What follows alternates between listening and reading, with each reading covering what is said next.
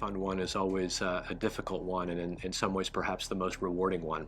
You know, we have been pretty fortunate in that we have a very experienced team, including my co-founding partner, Peter Ferroni, as well as our other team members. And we also have very supportive limited partners.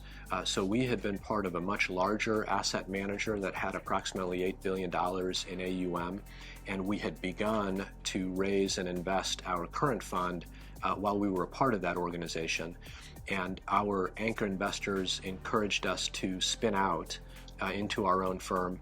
And so with their support, we were able to do that. So fortunately, we already had the initial capital raised for this fund.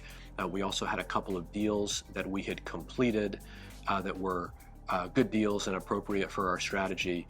And that's allowed us to continue to raise capital and continue to deploy capital, even with those advantages that we had in terms of strong limited partners and a strong team. In addition to finding and doing deals, we had to effectuate the spin-out transaction, and then more or less concurrently with that, we had to begin to build our organization, including hiring a CFO and other back office professionals. So the demands of trying to do all those at the same time certainly tested us, but we've now had 2 years since our spin out, and I'm happy to report that we're in very good shape. We're closing new capital, and the portfolio happily is in good shape, and so that gives new investors confidence that our strategy is an attractive one and that we're able to execute it.